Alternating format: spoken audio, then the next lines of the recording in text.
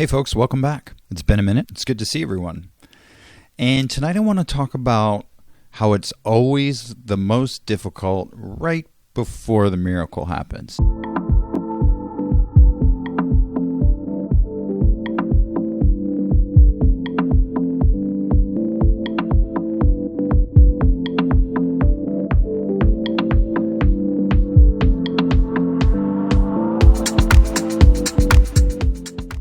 For a while now, things have been changing.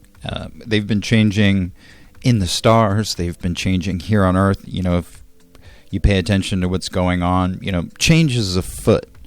And some of us have been recognizing change happening within ourselves. I mean, some of us have been recognizing this change happening within ourselves for a long time. For me, it's been over a decade now. And others are having these profound sort of truncated timeline experiences where they're just like poof and they're popping out of the matrix and emerging into the new reality as these like almost perfectly formed, like spiritually complete beings. Not completely, but a lot further along sort of in their journeys where I was when I hopped into the flow. And I'm glad to see that, because that means that collectively consciousness is elevated to the point that as soon as you sort of dock in, it's just like you get the upload and boom, kung fu.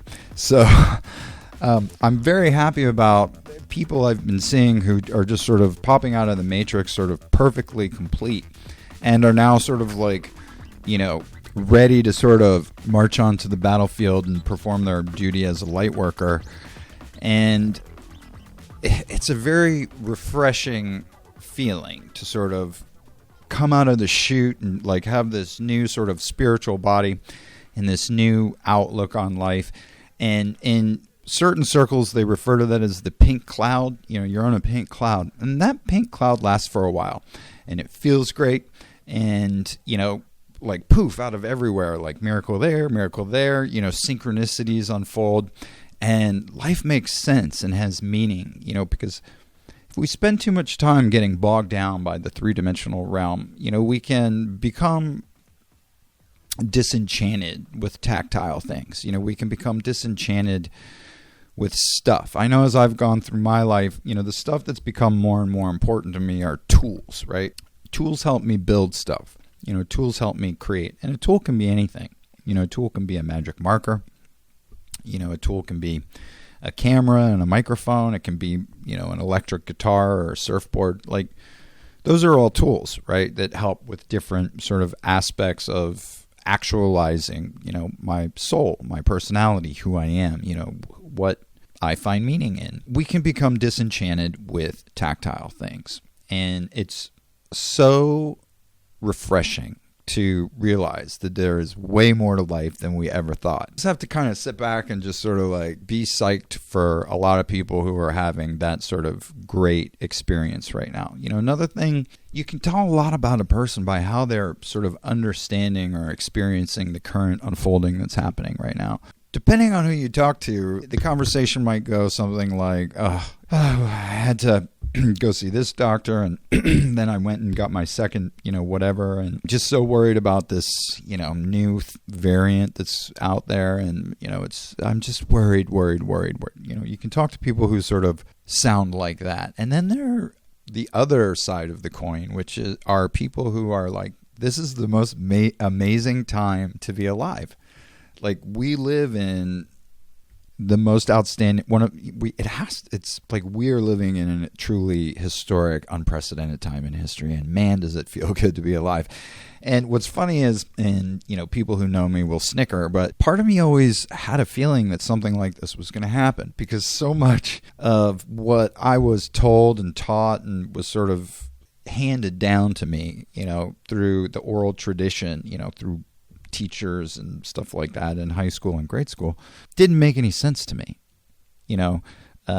Like when my teachers would sort of, and they did this a lot, would suggest that the average human lifespan was 73 to 85 for men and 3 years more for women. I was just kind of be like, that I'm going to live longer than that. Like, I don't know. Like, something inside me was just like, that doesn't feel right to me. That doesn't resonate with me. I know we all have to confront our inherent sort of fear of transitioning, right? Yes, that's a given.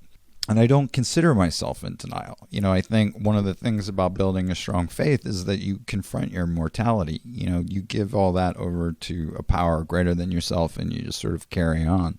Your life path is your life path. 85 just didn't feel right. I always said, I think I'm going to live to be 120 at least throughout my life. You see these stories of little old ladies in Crete and like parts of Greece and Sardinia that just ate nothing but tomatoes and olive oil and garlic and sardines and lived to be like 200 years old. And it was like, that's what I'm talking about. Like, more and more, I just hear it sort of, like coming out, like 120. One of my guides, Christopher Witecki, came out a couple of weeks ago and said, yeah, we're not even done being sort of children until we're 60. The spiritual lifespan, in spiritual terms, we're all expected to live to be, and he said it, to be at least 120 years old. And I was like, told you.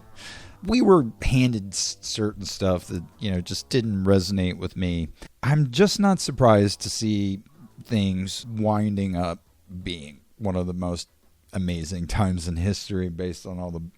I don't even know how to sort of calculate the bullshit factor into therefore something else completely different and way awesomer, must therefore be true. I mean, whatever that quotient is, I don't know how to calculate it. So it can feel good. It can be uplifting and great. Now, the flip side of that is that shit takes forever, right? And, you've heard me talk in the past about feeling sort of alienated from the people around you, right? Like the people who used to sort of make up your biological family or, your circle of friends and influence.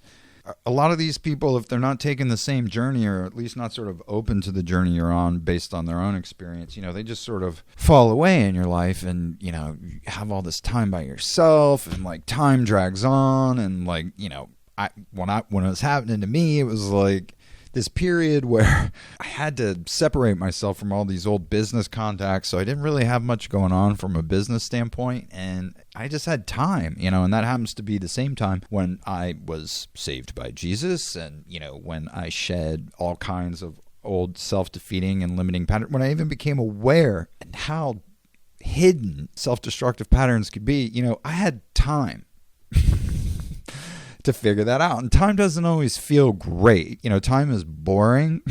Time challenges you not to be boring. So it just pushes you and pulls you, and you go through this whole like growth period where you're trapped in this chrysalis like a bug, a larva, and nothing feels right. And, some days you're plasma and some days you're liquid and some days you're solid. And, all of those states exist, right? Like we can experience them because we're infinite, but it doesn't feel good. And heads up, there are some astrological aspects going down right now. Venus and Mars are aspecting, Mercury's in Cancer, and a whole bunch of other stuff. And my takeaway when I was checking in, with my guides this week is that this week is that week where we get jostled, right? And there's an expression in AA, which is that don't give up before the miracle. I can't tell you how many times, like, I've been tested, and we're all being tested right now, and testing doesn't feel good. And one of the things about being tested is that testing feels like whatever the trial that we're experiencing isn't going to end. It feels like we're stuck in the test. Like, and so part of the test is always endurance, okay? Part of the test is always endurance, and that's what I'm here to say right now. Okay, that's why I came on, is just to say that things have been dragging on. And I challenge you actually to reflect. Think about what you knew. Think about who you were. Think about your understanding of humanity in, say, 2019, 2018. Shit, man, 2020. I mean, a lot of us, 2020 is when it all went down. And think about, I mean, if you can, compel yourself to recollect very sort of clearly and in a, crystalline way, like your perception a year or two ago and compare it to now and measure that growth, I mean, I'm someone who's always checking in with this growth. I'm someone that, measures growth like health nuts measure calories. I think I've grown more in the last 2 years than I had evolved in the previous 9 years before it. I mean, the timelines are collapsing. Our ability to perceive and comprehend and discern is taking off at warp speed. And on top of that, like all this new intelligence and information and stuff that we've been sort of intuitively understanding is validating a lot of that. So things are happening very fast, and yet for many of us, we're stuck in slow motion in our daily lives. And, that paradox, right? That mirrored, equal, and opposite reflection of the opposite but same truth that's always happening in reality is, of course, happening now. Like things are happening faster than they've ever happened, and yet some days it can feel like nothing's happening. And I'm just reminding you that this is an endurance test, and I can share more times than I'm proud of when I've literally given up 15 minutes before the miracle after, say, I don't know, a 2-year journey. Like you just want to go into like baby mode, right? You just want to have a temper tantrum and just start kicking stuff. And I did it, like I would kick stuff and I would just be like, nothing ever changes. Here I am doing all this work and changing on the inside, and nothing in my outer world has changed. And there I was keeping a stiff upper lip and, being a God-fearing Christian and aligned human being for years on end with no change in sight. Very intense periods of waiting. And just here to remind everyone not to give up before the miracle. So that's all I got for now. Thanks for checking it out. Thanks for sticking around, and we'll see you next time.